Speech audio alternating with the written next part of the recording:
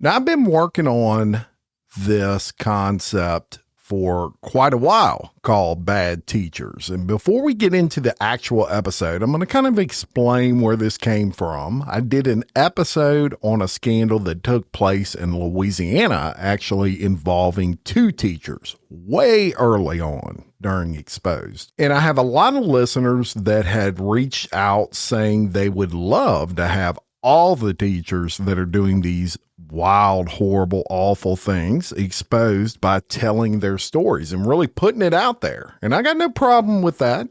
Play stupid games, get stupid prizes, right? Now, to be clear, I have an absolute ton of friends that are teachers that I would consider very good friends, and they're all educators. And one thing is the same. When I talk to every one of them about this, they hate it as much as anybody else or worse. And I'm referring to the teacher-student relationships that seem to be occurring every single freaking day in society. It's horrible. And they hate it more than anybody else. And I'm speaking of the good teachers because it gives the entire teaching industry a bad name when these idiots do shit like that. So they want these people exposed as much as anybody else. And so that's just what we're going to do. So here it is, episode 1. And I need to say that this one is going to absolutely shock you, but maybe not in the way that you think. And that's all I'm going to say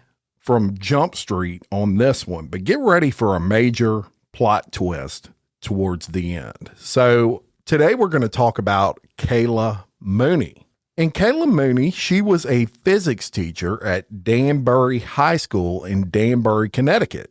Now, this was in 2015. She was 24 years old, and she was in her first year of teaching at that school. And to describe Kayla Mooney, she was a very attractive young lady. She had long, flowing brown hair. She was very fit, very well put together.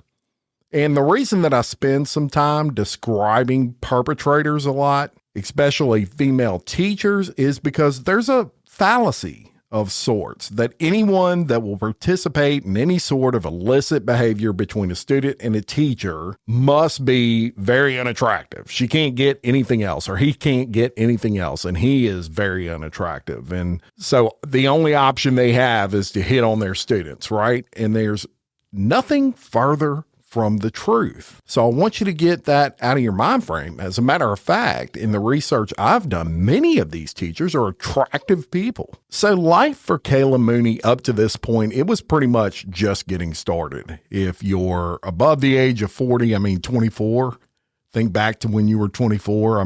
The life was in the palm of your hands at that point, right? And as I said, she was in that very first year of teaching. So I'm sure no one was more shocked than her when on March 27th of 2015, an arrest warrant application was signed and she was to be arrested.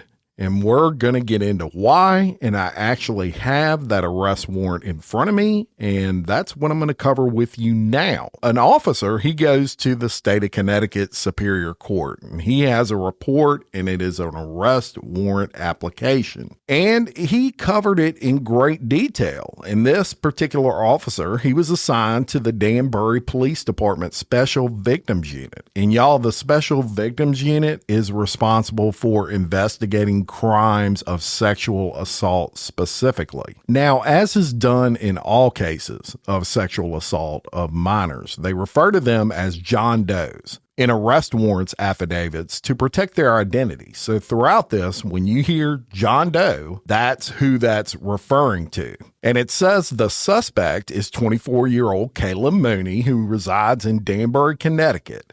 Several witnesses in this investigation, or juveniles, will be referred to as juveniles 1 through 10. So according to the affidavit, Officer Morlock, the school resource officer at Danbury High School, was contacted by the principal, and it was in regards to a sexual complaint.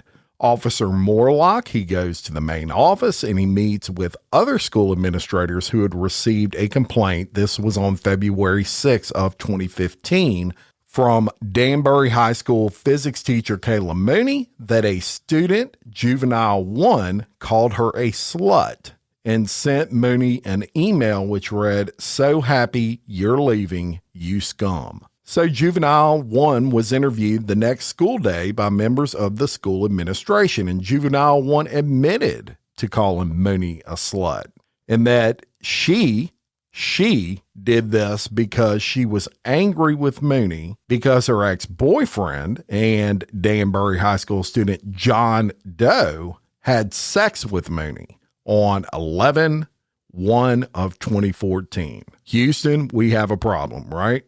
Juvenile 1 also reported that Mooney gave John Doe alcohol as well. So at that point, the school administrators, they put Mooney on administrative leave. I mean, they got to investigate this, right?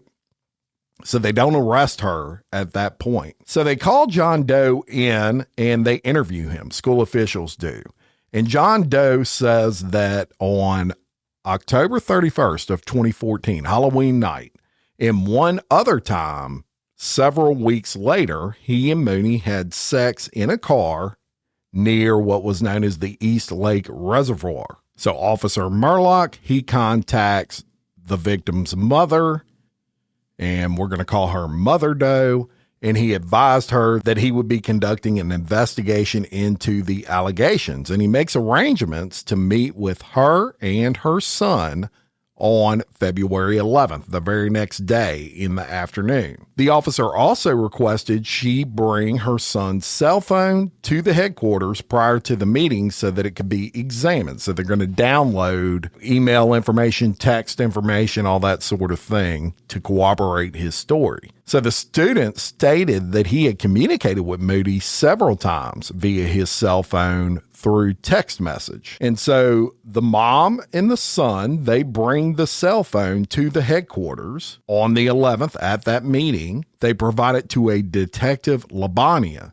who then requested that crime scene technicians take the phone and extract the data from that phone. They do that and they return the phone back to the mother and son. So that same day, the officer, he begins to examine the extraction report created from the son's phone. And he was able to locate Mooney's cell phone number, and it was listed under her initials, KLA. And it showed phone activity from October 29th of 2014 through December 15th of 2014. Now, they were unable to find any text messages. They just saw that phone calls were made back and forth from those two parties. However, the officer did observe text messages to John Doe's friends beginning on 11/2 of 2014, where John Doe was describing having sex with Miss Mooney in her car over the previous night. Now, this is him talking to his friends. Throughout those text messages, the John Doe also mentioned that he would be getting straight A's and that Mooney is going to go to jail. Now, as the texts were followed into the month of December of 2014, John Doe, he starts urging people to keep quiet about the incident. And towards the end of the year in 2014 and kind of the start of 2015, John Doe starts to reference incidents where Mooney wrote him up in school. And he continues the text by saying, "I don't know, but she's going to jail." So toward the end of the text, up to that date of the report, which was, remember, this is February 10th when all this started and reports were made, John Doe is texting a friend saying that the administrators know about Miss Mooney. And he also texts that he's going to go to AT&T and he's going to print up messages between Mooney and himself. And when questioned in a text whether or not they believe him, John Doe responds, "They do. I just need evidence if I want to get money from this whole thing." That's interesting. So on the 11th, we're still on the 11th of 2015, while examining that report, the officer viewed several deleted text messages and iMessages from John Doe's cell phone, and he was able to view multiple deleted text messages between John Doe and those identified as several of his contacts or deleted contacts around the time which John Doe stated that he had received messages from Mooney and had subsequently deleted them. But again, he was not able to recover any text messages that John Doe stated had occurred between him and the teacher, Miss Mooney. So he's just kind of going off of the kid's word at this point. So on the 11th, Detective Labonia and Officer Murlock, they interview John Doe at the Danbury Police Department. And John Doe, he states that Kayla Mooney was one of his teachers, and he states that she became friendly with him in the 2014-2015 school year. He stated that Miss Mooney started treating him differently than other students and that she showed favoritism, he felt like, in grading him. Now, according to John Doe, in or around October of 2014, he began communicating with Kayla Mooney via his and Kayla Mooney's cell phone back and forth. And he also said he communicated her via the school's email account. He also stated that there was a Kid Inc. concert, whatever that is. He stated that this concert was taking place and he talked to Miss Mooney and she said, "Oh, I would love to go with you to this concert," basically. And she provides him with her personal email. So John Doe, he said that she might get in trouble for going to that concert with him. And he said that all of a sudden, Kayla Mooney, she starts talking about sexual relationships she's had in the past with people. And he thought that that was kind of weird. And he said that she then contacted him the night before that concert and basically said, "Hey, I'm excited about going and I definitely still plan on going with you." So John Doe, he tells her, "Hey, look, I don't think this will be a good idea for you to go to that concert, but we can meet up after the concert. There might be a lot of people there that will see the teacher and student, right?" So according to him, Kayla Mooney says, "Okay, that's fine. I'll pick you up outside of the concert." But she says, "You're going to have to run to my car because I don't want anyone seeing you get in my car, like at the front of the building." So John Doe, he said that he would eventually end up leaving the concert early and he ends up going to a friend's house. He said around 11 p.m., Kayla Mooney contacts him again and she asked if he still wanted her to pick him up. So according to him, he told her that he had left the party and he was at a friend's house at this point. And he makes arrangements with her to meet her down the street from his friend's house. So he said he goes and meets her. He gets in the passenger seat of her car. And he said, "I think it's a black Audi," because of course they're trying to corroborate his information. Well, if you got in her car, what does it look like, right? So he says once he got into the car, they talked for like hours, several hours, but he wasn't sure how long. He said at that point they began kissing and that he moved his seat back. He said Kayla Mooney then began giving him a blowjob. He said at that point they both removed all of their clothing. Kayla Mooney gets on top of him while he's in the passenger seat. And he said, "I even remember reclining the passenger seat and the two had vaginal sex." After that was done, John Doe said that Kayla Mooney got off of him and sat back in the driver's seat. And then he said it was like reality basically just hit her all at once. She gets really nervous. He said she was so scared. As a matter of fact, she starts shaking. So she starts the car and she drives him back to his friend's house. So he said after that incident, they remained kind of in constant contact. And a few weeks later, this was on November 1st of 2014, he calls Kayla Mooney and he says, "Hey, can you come pick me up from my house?" And he said that Kayla Mooney, she arrives at his house around 11 p.m. and he goes out his window, basically sneaks out of his house to meet her. And they drive to what's known as East Lake Reservoir. Upon arrival, he said that Kayla Mooney, she gives him a 6-pack of Smirnoff vodka and that she had wine with her. And he said she had a blanket that she brought from her car and they kind of lay that out on the grass and they're drinking. They started talking, they started kissing, and that led to him and her having sex again. And he actually wrote the following in his sworn written statement. And I'm going to read that verbatim. He said, "I was in Kayla Mooney's physics class and the relationship started pretty harmless. We joked around and laughed with each other on different occasions. and we were basically a normal teacher-student relationship until I had left a note on her desk. I had asked her if she wanted to go to a Kid Ink concert and left the note on the desk. After this, I emailed her asking if she wanted to go, and after a couple of emails, she stopped answering. I asked her the next day why she did cease to answer, and she told me I couldn't email her on the school's account. So she gave me her personal email and told me to email her on that. So I did. And after a couple of emails, she gave me her number to give to another teacher.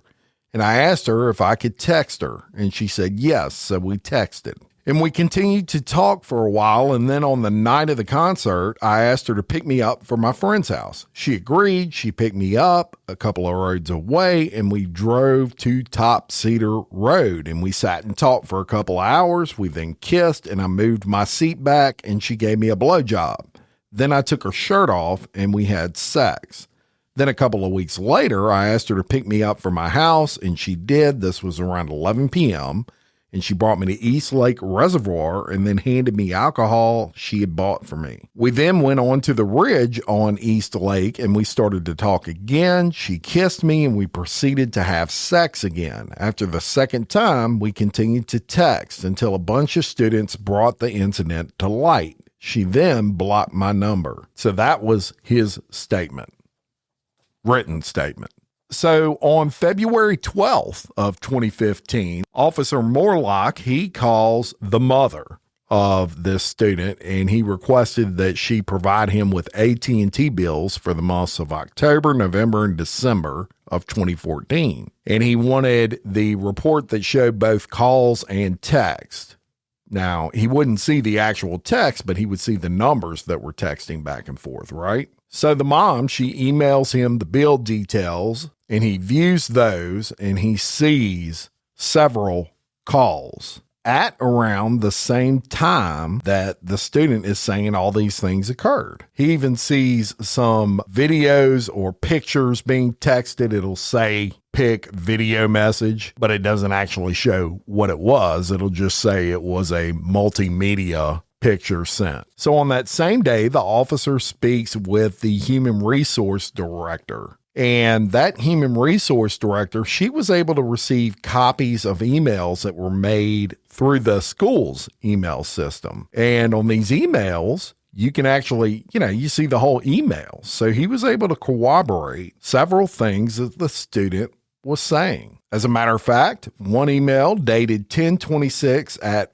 1:08 p.m. from John Doe's school email is in fact inviting Mooney to that Kid Ink concert. Mooney responded to that email by saying Friday like Halloween, to which the student responds, oh wait, not Friday, it's on Saturday, my bad. The next email from the student says, can I just text? Emails are dumb, laugh out loud, ... or is that weird?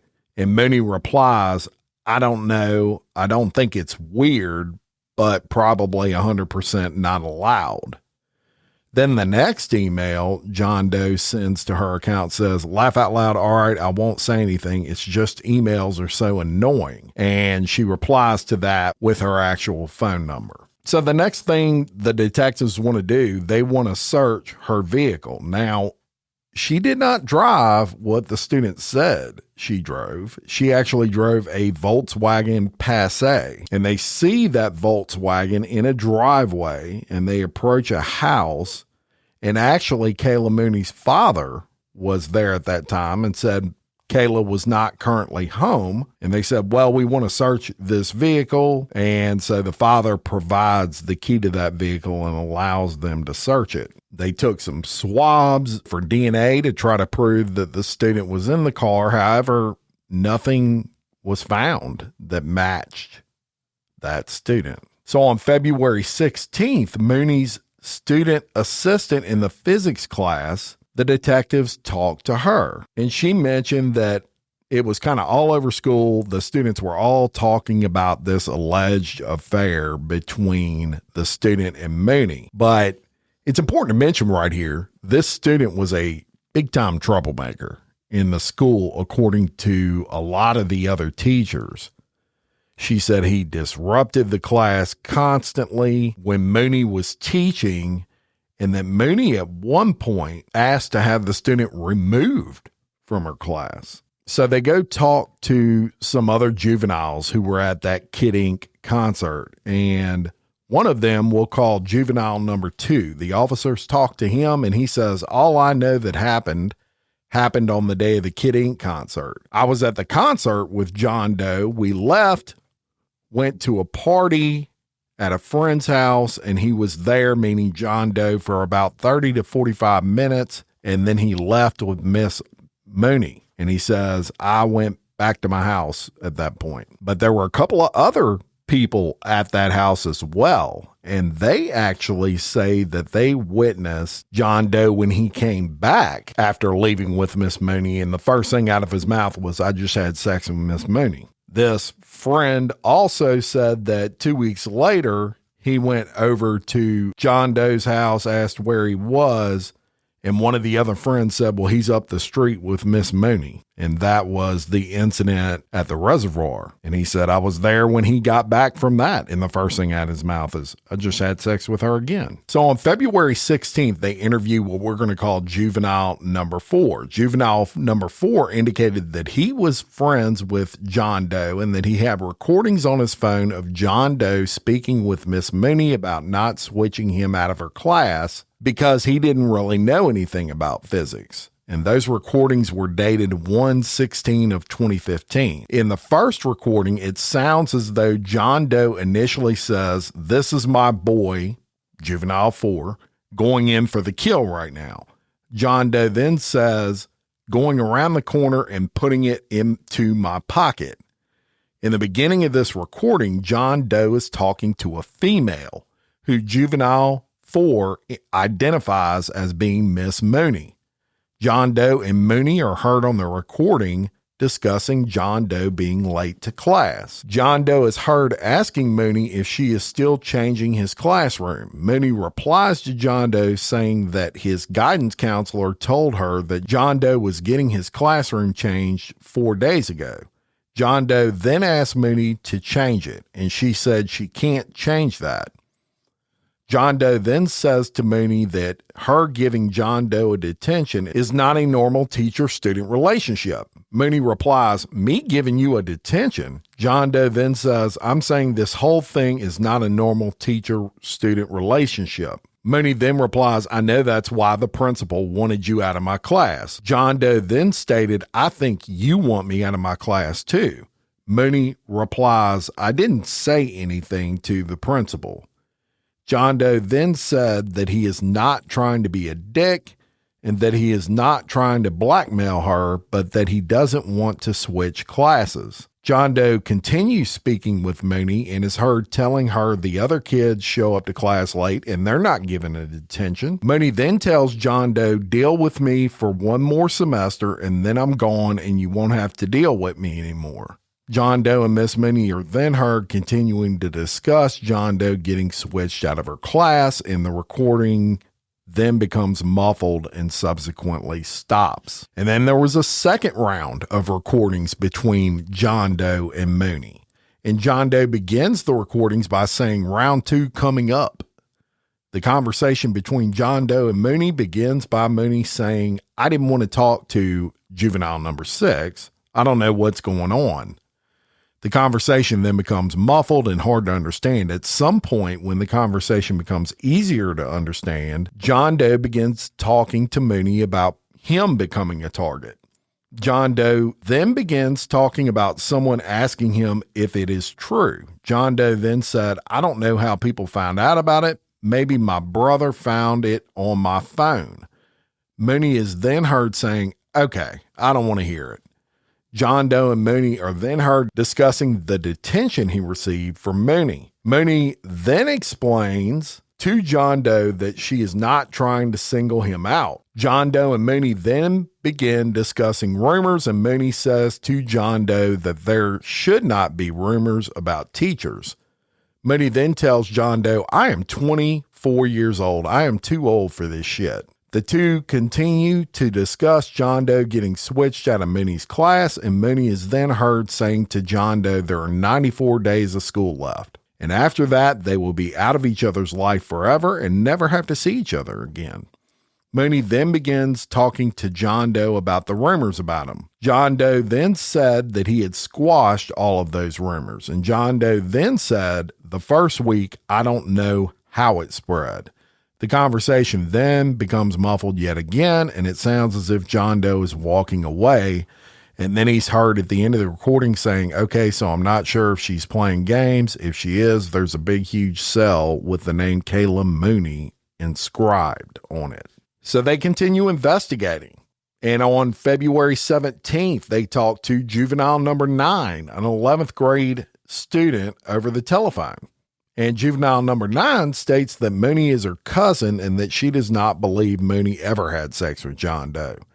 Juvenile number 9 stated that Mooney had complained to her about the issues with John Doe. However, Mooney always told her that she did not have any kind of relationship with John Doe. So they continue investigating, and eventually they get like the cell tower information for when John Doe and Mooney were talking, and it's pinging areas, right? It kind of triangulates that, so it doesn't give you like an exact position, but it would back up his story of where they were located at the time. It kind of corroborated that.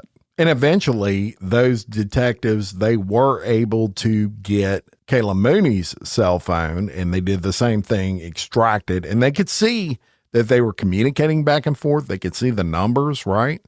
But they couldn't see the contents of like the text. They have already been deleted. They knew they were texting back and forth, but she was deleting them. Well, why were you deleting them if it was innocent stuff, right? So, on February 20th of 2015, they finally get to interview Kayla Mooney. So she arrives at the headquarters with her attorneys, and the officer escorts Mooney and her attorneys to an interview room. And they begin conducting that interview regarding the allegations. The detective started off by advising Mooney of the reason for the investigation, and he asked her about her relationship with John Doe. Mooney confirmed that John Doe was a student in her 8th period physics class. Mooney confirmed that John Doe left a note on her desk requesting she attend a Kid Ink concert. Mooney stated that she did not attend this concert, but communicated with John Doe through emails inquiring as to whether a fellow teacher was going. Mooney stated that she emailed her cell number to John Doe to pass on to the other teacher, not for himself. Mooney stated that this was how she believes that John Doe was able to get her cell number. She also stated that the few emails between John Doe and herself were initially sent through the school's email system, but then likely switched to her Gmail account when she responded from her iPhone, as her email accounts are linked in her iPhone settings. When the detective asked Mooney about John Doe's phone number being listed in her phone without a name, she responded that it needed to be listed as she wanted John Doe's number blocked from calling her. The detective asked Mooney if she had contact with John Doe outside of school, and she indicated that she didn't think so. When the detective advised Mooney that he had phone records from John Doe's cell as well as from her cell through a search warrant, she stated she could not recall the phone calls that he was mentioning. Mooney did indicate that she had communicated with several people on the night of Halloween because she was complaining about being at a country bar in Stanford with a friend who was a teacher at another school. Mooney indicated she may have communicated with John Doe when she was texting several other people. Mooney went on to say she did not attend the Kid Ink concert, but rather she stayed at home with her parents and her brother. So the detective asked Mooney about the events that occurred when she was having issues with John Doe at school. Remember all that stuff about her transferring him out of class? Mooney stated she initially was notified by a teacher by the name of Grant Cox about a rumor between her and John Doe. This was on December 15th of 2015. Mooney stated that Cox told her that another teacher, Jack Tracy, had more information regarding the rumor and that it was about alcohol and sex. Mooney began to get upset when she was describing this incident. The detective then asked Mooney how this issue was handled, and she told him that it had to be addressed by school administration and it was determined to be unfounded. However, she was not notified until 8 days later when she emailed Chris Davidson, I guess that's the principal, regarding the status. Mooney stated that on the day before the winter break, she had a confrontation with John Doe when John Doe was late for class and she warned him with a referral. It should be noted that the detective received John Doe's school records and he viewed the attendance in Mooney's class, and he had like 10 total absences, y'all, and 8 tardies. Mooney stated that John Doe responded by saying, "I fucking dare you." So she proceeded to fill out the referral form. That's like a write-up. Mooney again appeared to be upset discussing the issue, and Mooney stated that she was not able to submit the form until after winter break, which would be early January of 2015. Mooney stated she did not believe John Doe was disciplined as a result of her referral. At the time, Mooney stated that she attempted to have John Doe switch to another class. When the detective asked Mooney if she recalled any conversations with John Doe regarding the removal from her class, she stated that he approached her and wanted to convince her to not have him move. The detective then advised Mooney that John Doe had 2 separate recordings that he had made with Juvenile 4's cell phone of those meetings. Mooney stated that she did not recall some of the details that the detective was describing to her, indicating she did not want to have a full argument about the situation in the class. Mooney then described the continued events, including the talk with juvenile number 7 and incident with juvenile 1 that led her to being placed on administrative leave. The detective then went back to the phone records, and when he questioned Mooney about the phone call that John Doe made to her on the night of Wednesday, November 26, 2014, she stated she did not recall that John Doe called her asking her to buy him alcohol. Mooney stated that he continued to ask her about the alcohol and she refused him, and she finally ended the call because she was at a friend's house with a group of many other friends. Mooney did state that her friend was with her when she was talking to John Doe and would have heard what Mooney was saying during the conversation. Mooney then provided the detective with the friend's phone number. The detective then advised Mooney that they had also obtained cell tower coordinates for the towers that her cell phone was using, and told her that on the nights in question where John Doe alleged to have sex with her, that it was pinging around the same areas. Mooney stated after learning this information, she could not explain it. So the interview wraps up. You know, she's obviously completely denying everything. And the next day, the detective, he reaches out to her friend. So he interviews that friend over the phone regarding that phone conversation. And that friend said she recalled being at a gathering with Miss Mooney when Mooney received a phone call from John Doe on her cell phone. She said that when Mooney received that call, she immediately said to her friend, "It's that fucking kid from school that keeps bothering me." The friend said that Mooney told her that John Doe was asking her to buy him alcohol, to which Mooney continued to reply no, and told John Doe to stop bothering her. The friend said that Mooney was not carrying on a conversation with John Doe that would suggest any sort of relationship, and Mooney never said anything about being used by John Doe for A's, alcohol, sex, or anything else. As a matter of fact, the friend stated that Mooney told John Doe that he was annoying her at one point, and Mooney also told John Doe to delete her number. So the detective, he then goes to speak with the physics teacher, Jack Tracy, that Miss Mooney mentioned brought up the initial incident. And that interview was conducted at the high school. And Tracy stated that during the middle of the month of December of 2014, he was informed by a student assistant of the class that she heard rumors that Mooney gave alcohol and sex to a student. So those rumors concerned him. He contacted another teacher by the name of Grant Cox, who was kind of a teaching mentor to Mooney. And he said, "Hey man, you need to go talk to Miss Mooney about these rumors that we're hearing. Tracy said that Mooney then came to Tracy in her classroom and she had tears in her eyes. She was visibly upset. And Tracy asked Mooney if the rumors were true. And she replied, "Of course not." Tracy stated he then asked Mooney if she had been in contact with John Doe outside of school. And she said no. However, she did say that John Doe and other students did get her cell number. Tracy said he could not recall the means that Mooney described on how John Doe would get her cell number, but he stated that he saw the principal pass the classroom, so he called the principal into the classroom and he kind of made him aware of the issue. So they go talk to several teachers about these rumors, and all the teachers, they're corroborating more or less Miss Mooney's story. But there were a lot of concerning things. I mean, how was she pinging in the same area as John Doe, and all these phone calls that they're able to dig up and things of that nature. But nonetheless, that arrest warrant is put through for Kayla Mooney and signed. So Kayla Mooney, she gets arrested, she bails out, and eventually, after a continuance, which a continuance, y'all, is kind of a delay in the trial. The defense, according to them, they were getting evidence very late in the ballgame from the prosecution as it relates to discovery. And I'm going to get into something that the prosecution discovered a little later on that's very key. So they get that continuance.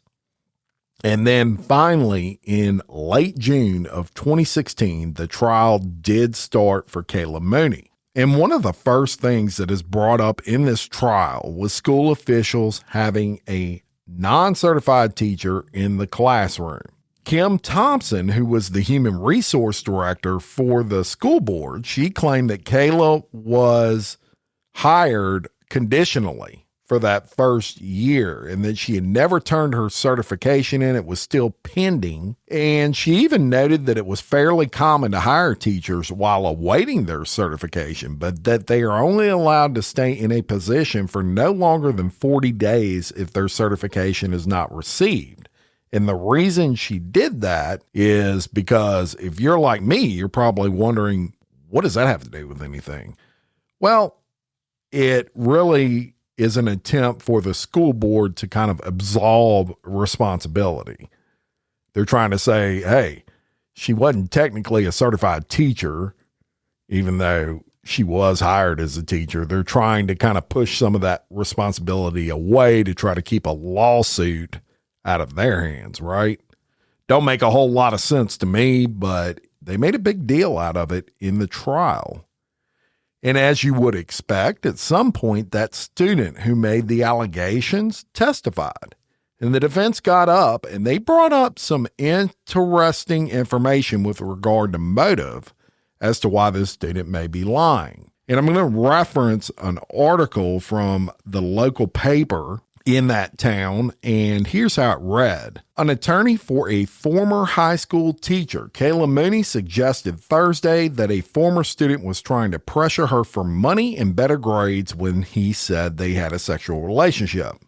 Mooney, who is charged with 3 counts of second-degree assault, has been denying having sex with the student, although she does concede she made a mistake when befriending him. The student, who is the first witness in Mooney's trial, admitted during cross-examination that he told police he wanted to see how far this can go. I wanted to see how many hundreds I could get. He also admitted to asking a teacher's assistant to alter his grades after rumors began spreading he was having a sexual relationship with Mooney, who had begun to distance herself from him and tried to have him removed from her class. When did you think you could get some money out of this? Defense attorney William Westcott asked.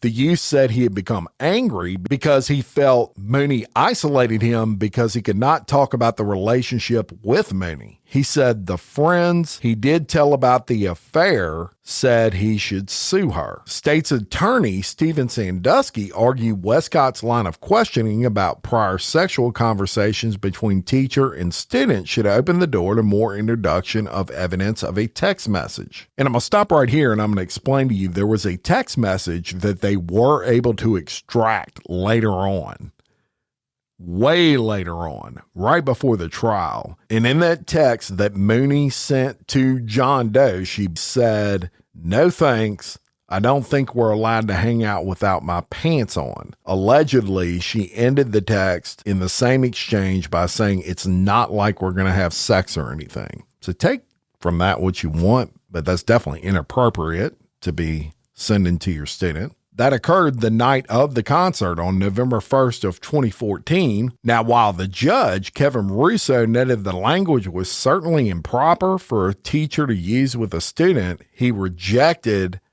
Sandusky's argument for admitting the text into evidence. Very important. So there was a text that was of a sexual nature, but it was ruled inadmissible by the judge. And the defense, what are they trying to do? They're trying to poke holes in this student and show that he is not credible. So eventually, this trial ends, and the state rests its case in that statutory rape trial. And here's just a short little piece that covered the state resting its case. And it says the state rested its case against former high school teacher Kayla Mooney Thursday in Superior Court after failing in its bid to enter a potentially key piece of evidence, talking about that text. Despite several attempts throughout the trial by the state attorney Stephen Sandusky having the text message admitted, it was denied. While Sandusky had attempted yet again to get the text message entered into evidence Thursday just before the state rest, Judge Kevin Russo ruled it would be unduly prejudicial to the jury. The student, Russo noted, responded in a humorous manner to the statement by responding LMFAO, showing that he didn't take the comment seriously. Russo added that when questioned during his testimony earlier in the trial about the circumstances in which that statement were made, the student responded, "Honestly, I don't know." The trial is expected to resume Friday. And finally, after all that, we get a verdict. And it was short and sweet when it was covered in the local paper, and it says, Kayla Mooney, the former Danbury High School teacher charged with having sex with a student, was acquitted of all charges. A 7-member jury deliberated for nearly 2 hours and delivered their verdict shortly before 3 p.m. After the verdict was read, Mooney, who had been charged with 3 counts of sexual assault in the second degree and 1 count of providing alcohol to a minor, cried and hugged family members and supporters seated in the gallery behind her. Mooney declined to comment on her acquittal, but her attorney, William Westcott, said it was clear the jury made the correct decision. I've been representing Kayla Mooney for 18 months now. She told me before she was even arrested that there was nothing to these charges.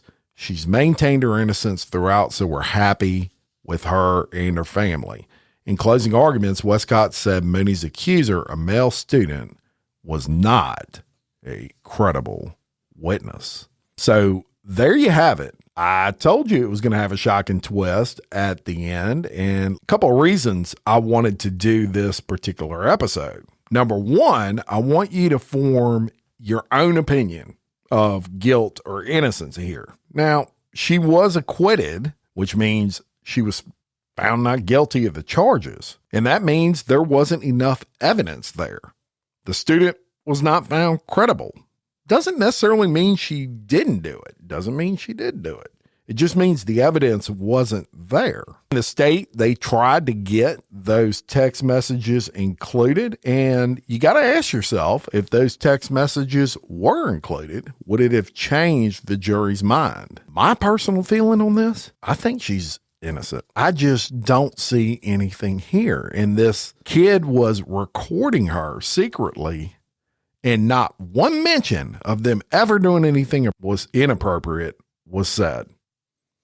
I find that strange if that stuff really occurred, but who knows? What's your thoughts? Just because you're accused of something doesn't necessarily always mean you did it. Did she do some shady shit just communicating with this student out of class? You better believe it.